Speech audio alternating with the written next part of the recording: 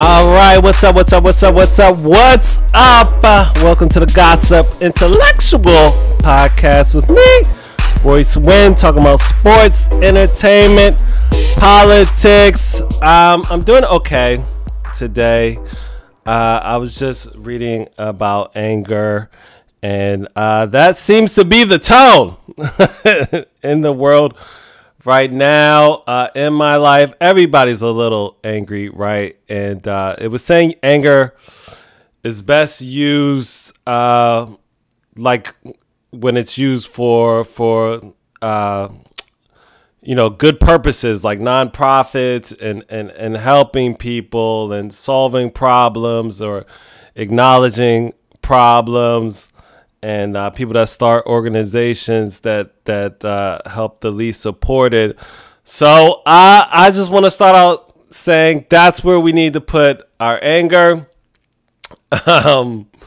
With everything going on in your life, and when you're dealing with challenges, good to have the anger, acknowledge it, and obviously you don't want the anger taking over you and crippling you, and you doing something that you're gonna regret, or not being able to focus and be calm enough to solve the problem. So it's a balance. Everything in life is a balance. You let the anger push you forward, but you don't let it push you out of control.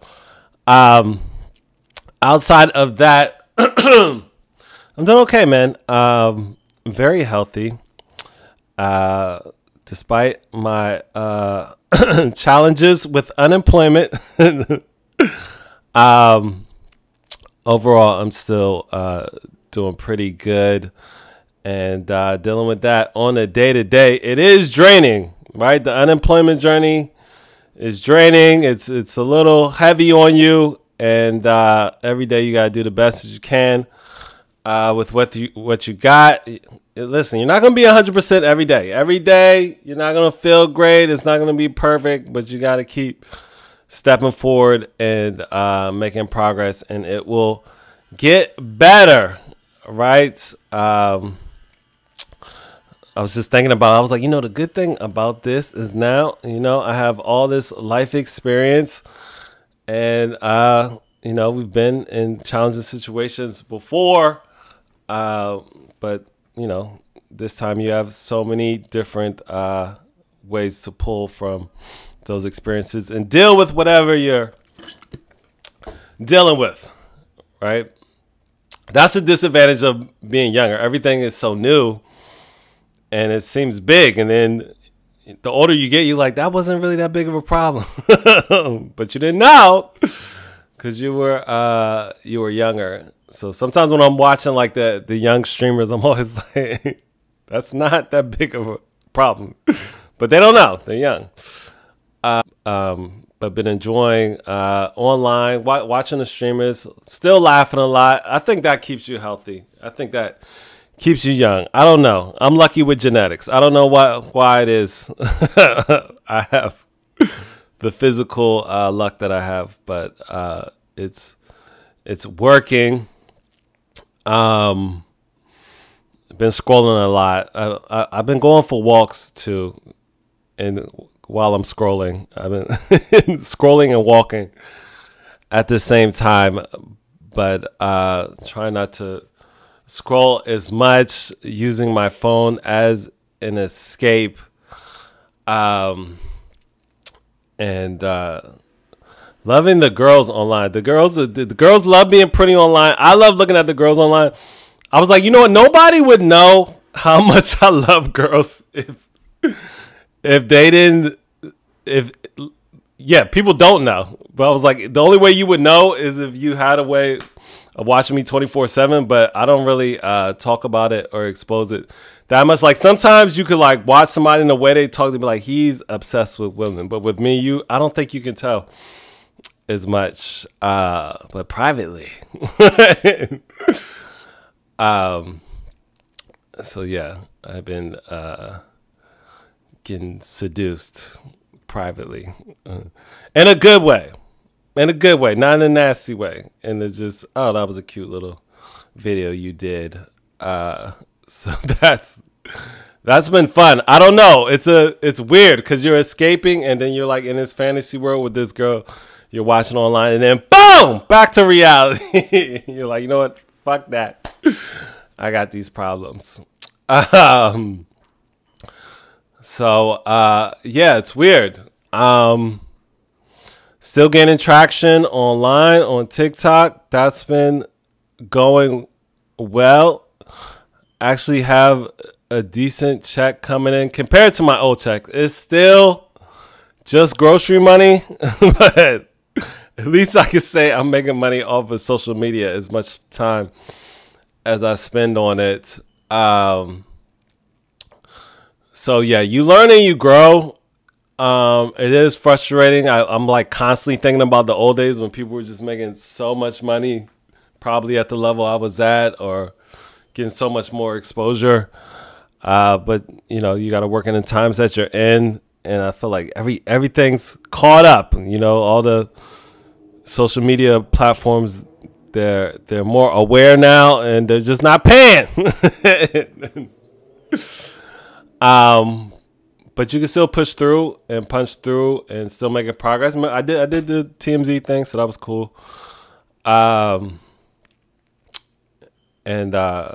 I've been having fun with that, and it's been weird because I'm like getting more confident and growing in the thing that I want to be my consistent career, but outside of life, things are getting harder. So it's a weird combination. I guess it's always like that, right? It's like you always watch those interviews where it's just like, yeah, at the top of my career, I was going through this and that with family and blah, blah, blah. But I'm like, at least you have money. At least you have money. All right. But I was like, I'm still standing. We're going to stay. I'm not fucking leaving. So we'll still be here no matter what happens. All right. Listen, guys, we gotta focus on the news. It's a news heavy show today. But you got to know what's going on. I know people are like, celebrities are always like, I don't watch the news. I don't know this. You need to know what's going on. All right. Tidbits. Okay. You don't have to be a junkie. But you got to know what's going on, especially in the times that we're in. This stuff is affecting your everyday life. It's affecting your job. It's affecting the people around you. It's affecting your kids. So you need to have tidbits of what's going on so you can move accordingly, right? Just a little example with the IDs and stuff.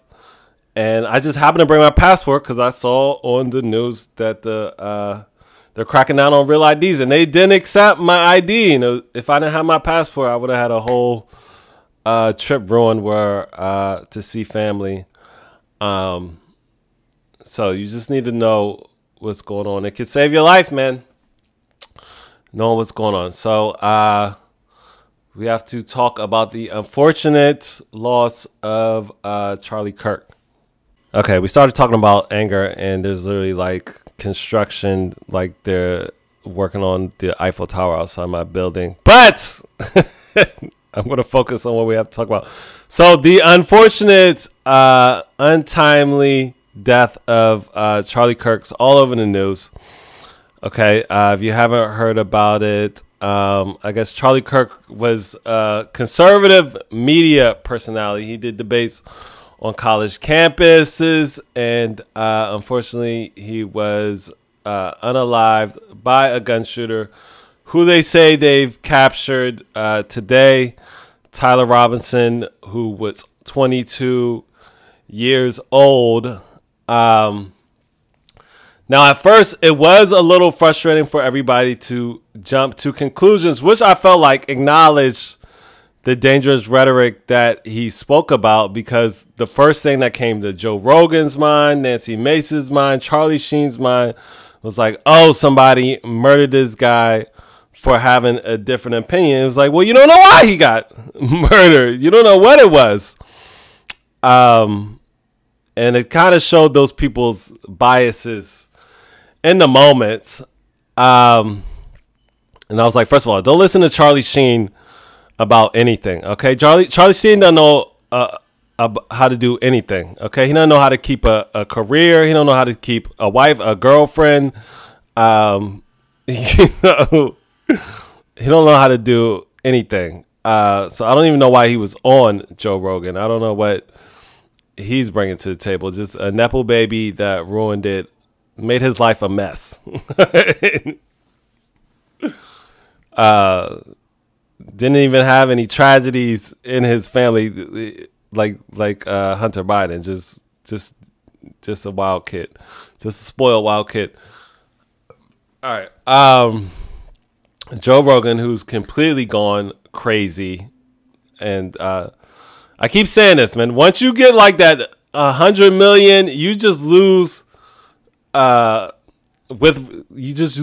with reality. You just start saying the wildest things and just hanging out with crazy people, and you don't realize it. And then Nancy Mace, just ridiculous. You know, they said it was some crazy leftist. Now, turns out this person did not like what Charlie Kirk was saying. And what was it, on the rifle or the bullet? Something, the casings. Yeah, I think the casings, it said fascist. It said, if you read this, you are gay. So obviously they were opposed to Charlie Kirk's views, and this was a young person. Now, they said Charlie Kirk was beloved by young people, but he did go on college campuses and argue with a lot of young people. Now, I don't know if he believed everything he said. Okay, he was just on anti-feminism, racist, just the worst type of conservative, not middle center at all, just full right wing. There's all types of clips of him saying horrible things, bad things about George Floyd.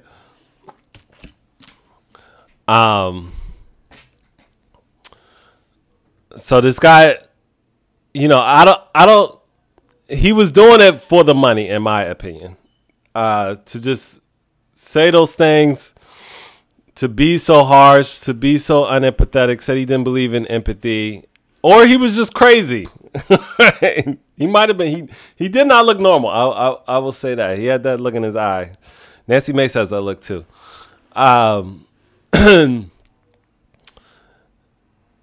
And he's being made a political hero, which is crazy to me, because this guy, he was just a media personality. He was just a commentator with a big audience who people used to get elected, but people use a lot of big media personalities to get elected. I mean, if something happens to Jay-Z, are they gonna act like he was a civil rights activist because he helped Obama get elected? That was crazy to me. He was given the Medal of Honor, which is the Medal of Honor, I think is what it's called, which was just like a disrespect to all the Medal of Honors, Medal of Freedom. Sorry, if you get the medal, if I got the Medal of Freedom, and I look down the line and Charlie Kirk is on the same list as me, I'm throwing that Medal of Freedom in the river. In the East River.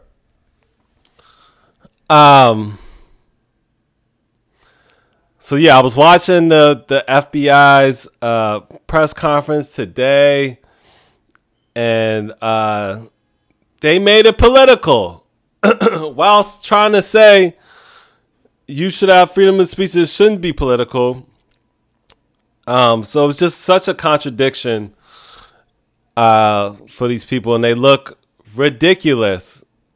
And I don't know, they're trying to buy the media outlets, so these media outlets can't speak out against this stuff.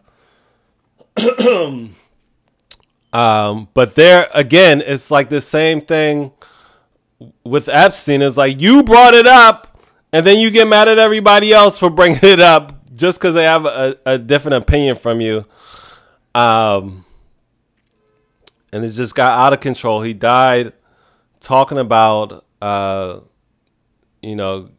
gang violence in black neighborhoods. And this is what I will say. White criminals have way better guns. Whenever they get the job done, they get it done with some type of gun that you need training for. It's never a 45. I'll say that. That was just an observation. I don't know. People are gonna be mad at me no matter what you say about this. People are gonna be mad. I've done a couple videos already, and it's just, a guy with God in his profile insulting me, of course, in the comments. So yeah, it's unfortunate. This kid was 31 years old. Had 2 kids, had a wife.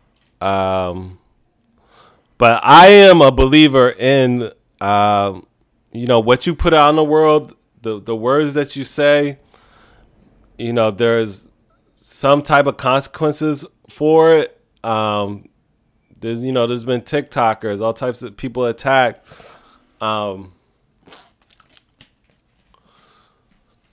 So while everybody's saying don't silence free speech, at the same time, you have to be responsible for what you say, and there's gonna be consequences. There's been people that have had consequences, like the Dave Chappelle incident, where he was doing all those trans jokes, and then it was a trans activist that hopped on stage against him. If he would have been a little bit quicker, Dave Chappelle might have that LL Cool J stab in his ribs, that will make him more of a hip hop comedian. I got stabbed, son, but I'm back to tell jokes to y'all.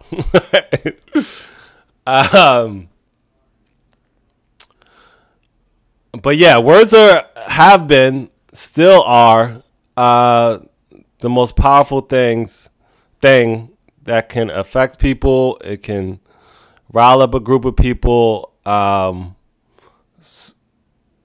when you're out there, just saying whatever, you have to be thoughtful. You can't just be doing it for the check. Okay. And then, you got these little TikTokers out here bothering people, and bad things are happening to them. They're ending up in jail.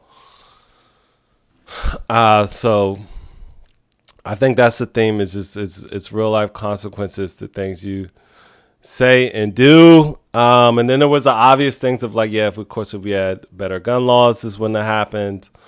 And he was anti-gun laws, anti-reasonable gun laws. And in that moment, a gun couldn't have saved them, was what everybody's saying. So I just thought it was irresponsible for the FBI to talk about it the way they talked about it. And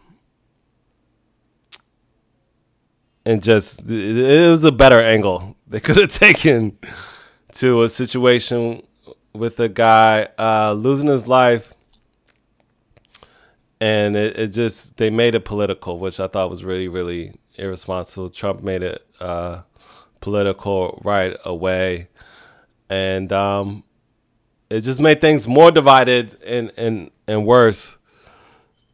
And usually the loss of human life makes things better, but it doesn't seem to be getting better. So, I don't know. That's all I'll say on Charlie Kirk. If you go online, everybody's got an opinion about it.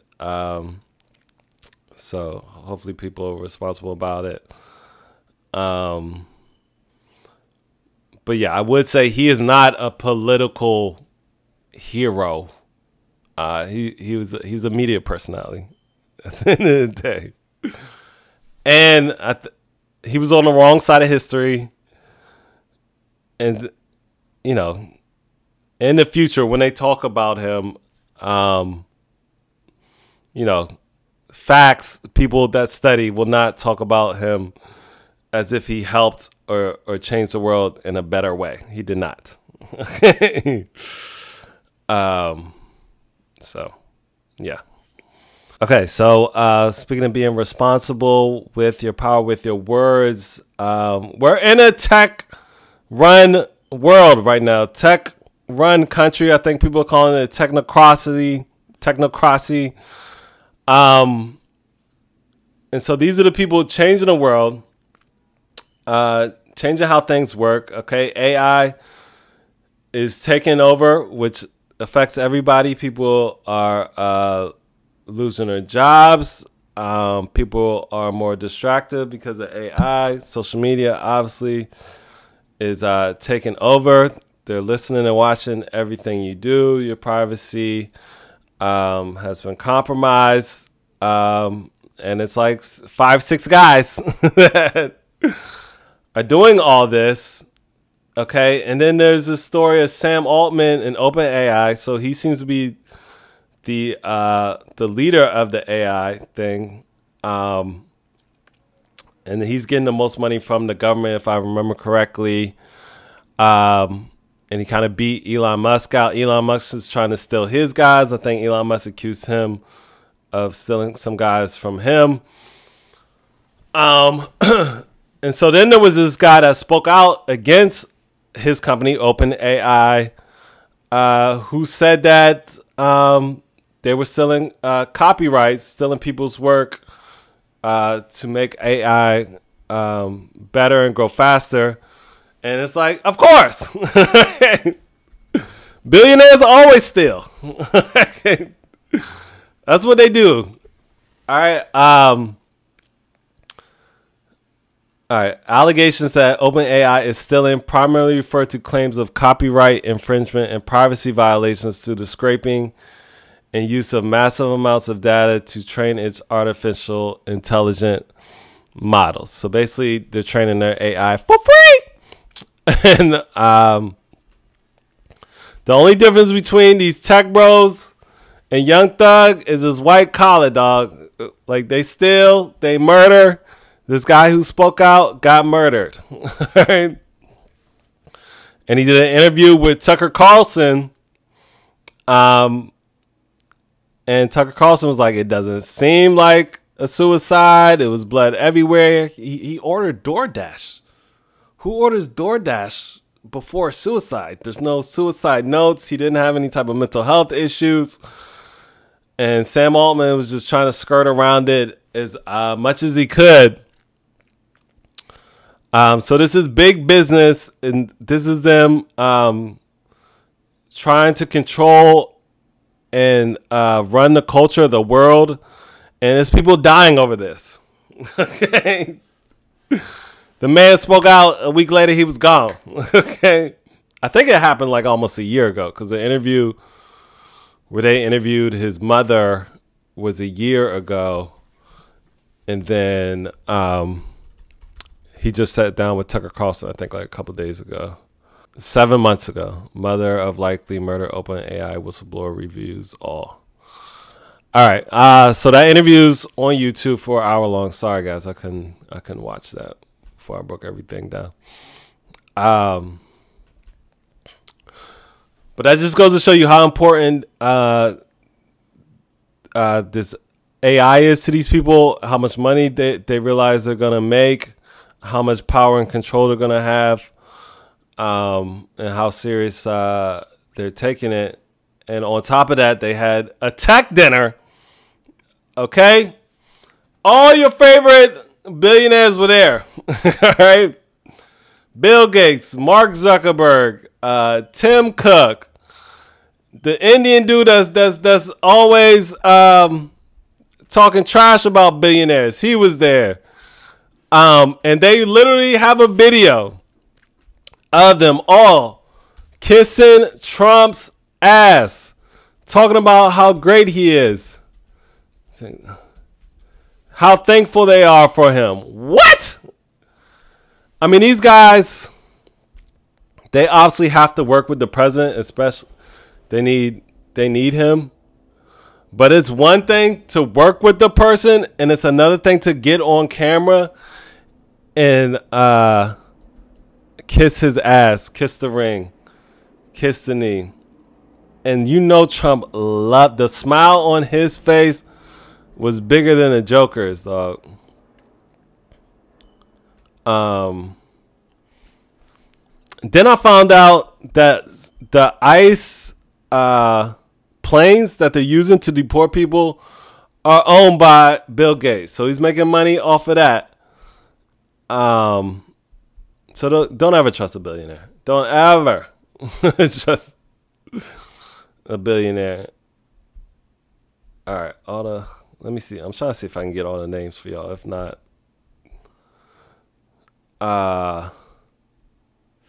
everyone else praised the administration's AI policy. Microsoft's Nadella. Who's the dude that he made so much money trying to call out billionaires? I said Tim Cook, right? Anyway, they were all there. So stuff that you use every day, computers, AI, all those people are in the pockets of the president and have to go with his thoughts, with his feelings, on how they're running things. Okay, so I know on TikTok they're just like, you get suppressed if you criticize the right administration and Trump. Yes, of course you do. Okay. So that's a big thing. So that's what they say when they say they want free speech, but it seems to be controlled by the president, which was unprecedented. In 2025, free speech seems to be getting worse.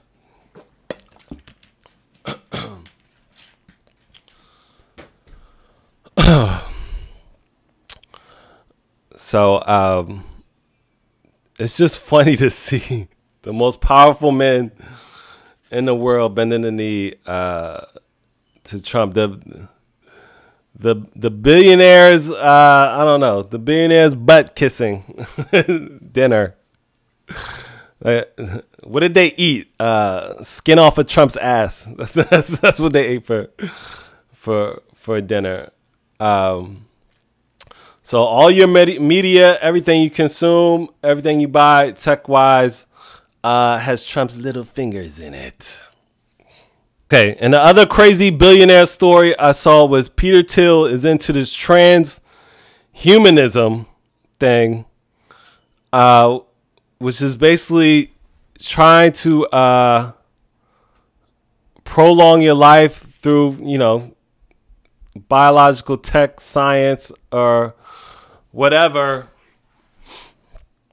And then I think the interview was like trying to ask him like about like how does religion and God have to do with this? Like basically you're going against natural order. Listen, that is the hardest part of life. I'm having trouble dealing with it, facing it, getting older, facing death.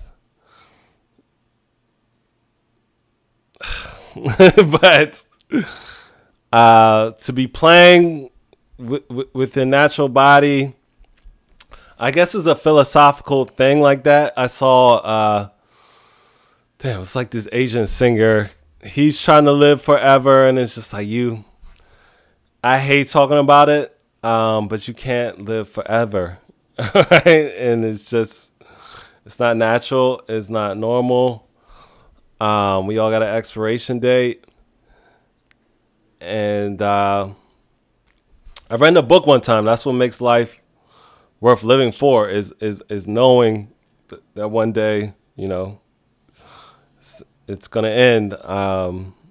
You know, if everybody lived forever, it would just be this weird existence. So for them to be spending money on transhumanism, like, you know, spend that money on people that are dying too early. Okay, cancer, diabetes, you know, heart attacks. If you do get shot, like, instead of vanity, right? Just trying to live forever. Like, it's crazy out here. But again, you have so much money. That's how you just start thinking, right? We should use our tech tools to just live longer. I never want to give up my power. I never want to give up my control. Insanity. All right, so Sam Altman runs AI and Young Thug runs Atlanta Rap, but right now his back's against the wall. So he just keeps putting out songs to smooth things over for snitching, for basically all the jail calls that came out. So he has a song, Man, I Miss My Dogs, which everybody is pointing out. You had a lot to say to your dogs. All right, but the person that got embarrassed and hurt the most was Mariah the Scientist, your girlfriend. Who held you down the most? She was hurt the most. All the other rappers, they out here still making money, living good, right? They got girlfriends. They got a home to come home to. But Mariah is out here. She getting hit with diss records, just embarrassed. Everybody's calling her a bird. And you wrote a song to your dogs. Okay? If I'm Mariah, I'm like, I need a 15-minute song documentary. Okay? Called Mariah, I Love You. Right? Don't buy me no more chains. Okay? I don't give a damn about a ring. I need you on your knees rapping the whole time like you in a graveyard. He said, I was just playing. That was the line, y'all. Go listen to the song. Man, I Miss My Dogs. I was just playing on the song.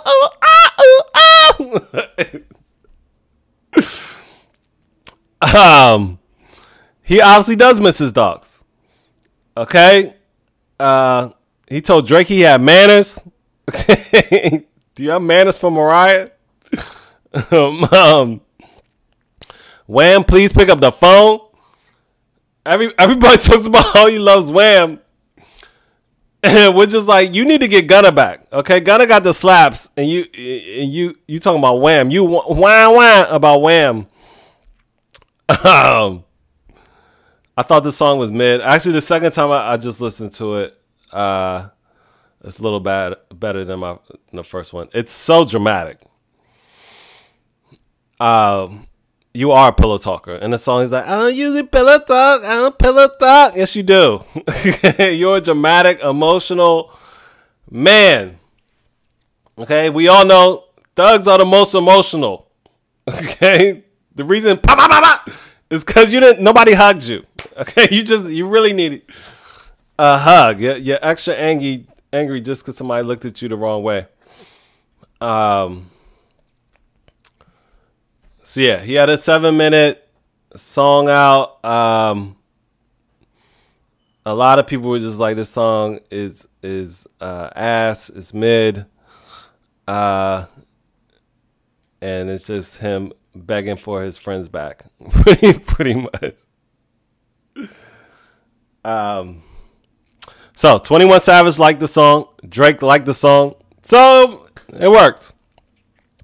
Nothing a rapper or celebrity loves more than a public ass kissing. So that's the drama with that. Mariah looks so beautiful in the clips. She had the bare face too. She was looking cute as hell. And people are saying she left. We don't know if she left. And we don't know what she got going on. I know she can't be healthy right now. But remember the first call was released with him talking to the side chick, and then we saw him skiing the next week. So we don't know. So we'll see what happens. It's a lot going on. He said he's trying to get Future and Drake back together. It seems like those issues weren't that big. Drake said the issues weren't that big. And then from the phone calls, we saw that Young Thug had issues with Future. But it seems to be just pillow talking and making music with other people. So stuff that can be smoothed over. No, you know, not as serious as it is with Woody. Woody ain't never gonna forgive you. I don't know. But it's entertaining. All right, this is like back in like 90s, 2000 hip hop where there was just like shootings outside of radio stations and all types of beefs and people getting kidnapped and stuff. It's just as intense as a civilian. I'm watching. I'm enthralled. So I do understand the passion and the emotion, especially behind people that were like really involved. Like their lives were on the line. Gunner, Woody, whoever, all the people with YSL. It was a deep thing. And, you know, all the stuff they talk about in street codes and passion and all the folklore. This is like a real life situation that involved everybody. And I don't know. It's hard. It's hard for them to just get back to the music. Everybody's still talking about who snitched or whatever. But Lil Baby stood up for Young Thug. So I could see why Young Thug is like, man, I'm sorry. Thanks for holding me down. But girls are looking at it like, you know who held you down? The girl that you were on the phone. Your daddy's baby. And you are not begging for her at all. But he did say, sorry for embarrassing you. I was just playing. Oh my God. Everybody's like, Mariah, just make the song with Gunna. Please just make the song with Gunna.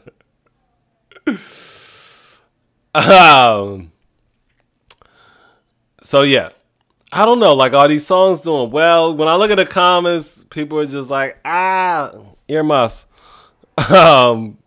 But other people are saying they like it. The intro was good. I like the beginning of the song. I can't play it. So yeah, I think that's it with Gunna. I mean, Young Thug and that whole situation, which everybody's been talking about. Oh yeah, there was this. So with the Clippers situation, Kawhi Leonard's check was running late, and then I think like the uncle got mad or something, and Dennis J. Wong just sent a $2 million payment. So it just goes further to show like Clippers employees or management, they knew what was going on. They're like, oh, your check late? Let me send that to you. So Pablo Torre is on their ass. Mark Cuban tried to come to the defense, but I don't think it's going to work. And don't trust billionaires ever. Billionaires, look out for billionaires. That's it. Oh, shit. Oh, Egil Nwodum is leaving Saturday Night Live. Wow. Now, that's a big one. Before, it was like little players. But Egil leaving, she had the internet on fire with her sketches and her impressions. She was like part of the top 5. Who was it? It was Keenan, Egil. Heidi leaving was crazy too. I think she got fired though. So I don't know. I guess they're trying to go with like this all young Gen Z lineup thing. There just needs to be, I think, a new show. Period. It needs to be. There needs to be more sketch shows out. But it's so hard to make a show and keep a show. these days, I mean, there was one that got on Netflix and they only lasted one season. I thought it was good. But I think somebody said this, that like the only reason SNL is still on there is because Lorne Michaels has so much power at NBC. You just can't take it off the air. And they've got that great time slot that nobody else wants, 11:30 to 1. And it's a legacy show, but they tried with a Black Lady sketch show. I think that went 4 seasons. That was pretty good. But yeah, I mean, everybody's saying the same thing. It's a new era. Like we said, something happens, you're going to TikTok to see your sketches. You're not really checking for SNL unless, you know, you're probably in comedy in the business somehow, or you've just watched it your whole life and it's like in your family or something like that. But that's a big loss. Who's going to play the black woman? Are there any other black women on the show? We'll see. We'll see. There's a lot of good black women out there that are funny that can be on that show, but whatever. All right, that's the show for today. Thanks so much for listening. It was a political heavy show today. I know it wasn't as much fun, but I don't know. I feel like I need to put that stuff out there, and just give an update to myself and everybody else on what's going on. Yeah. So keep going. Keep putting one foot in front of the other. Use your anger for good. And I'll see you next week. Bye.